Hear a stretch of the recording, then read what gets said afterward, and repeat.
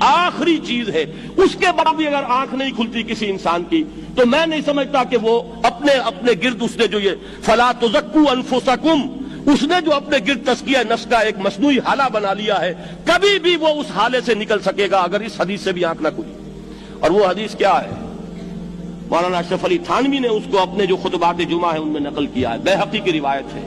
اوحى اللہ عز وجل الى جبرائیل علیہ الصلوۃ والسلام ان اقلب مدینۃ کذا وکذا باہلها، اللہ نے حکم دیا حضرت جبرائیل کو فلاں فلاں بستیوں کو الٹ دو اس کے رہنے والوں سمیت۔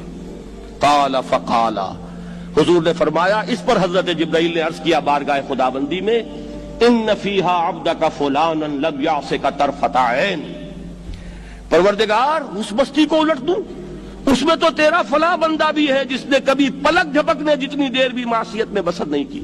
اب آپ اندازہ کیجئے، یہ جو ہے نا اپنے آپ کو رگڑنا اور مانجنا اور پوری زندگی رگڑنے میں اور مانجنے میں لگا دینا۔ ہم بعض بزرگوں کے تذکرے میں سنتے ہیں اتنے اللہ والے تھے، اتنے اللہ والے تھے کہ ان کا گھوڑا بھی کوئی مشکوک دانہ نہیں کھاتا تھا، اور وہ خود جو ہے وہ انگریز کی عدالت میں بیٹھے ہوئے اور انگریز کی نوکری کر رہے تھے۔ یہ ہے وہ میکروسکوپک اور مائکروسکوپک کا عدم توازن۔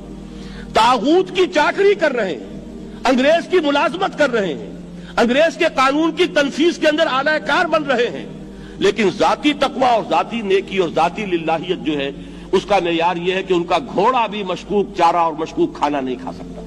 یہ ہے وہ عدم توازن، اس کو نوٹ کیجئے گا، جس کو کہ اس حدیث میں محمد الرسول اللہ صلی اللہ علیہ وسلم نے واضح کر دیا کہ حضرت جبرائیل عرض کرتے ہیں کہ اللہ فلاں بستی کو الٹ دوں، اس میں تو تیرا فلاں بندہ بھی ہے جس نے پلک جھپکنے جتنی دیر بھی معصیت میں بسر نہیں کی۔ ذاتی نیکی کا اب اس سے اونچا کوئی مقام کوئی شخص مجھے اگر بتا سکے تو میں اس کا مرید ہو جاؤں گا۔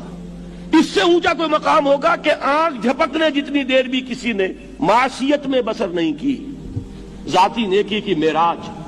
لیکن حکم کیا ہوا بارگاہ خداوندی سے؟ قال فقال، حضور نے فرمایا، اللہ تعالیٰ نے حکم دیا جبرائیل کو، اقلب علیہ وعلیہ، الٹو اس بستی کو، پہلے اس بدبخت پر پھر دوسروں پر۔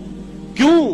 فإن وجهه لم يتمعر في ساعة قط، اس لیے کہ اس کا چہرہ کبھی میری غیرت میں سرخ نہیں ہوا، اس چہرے کا رنگ نہیں بدلا۔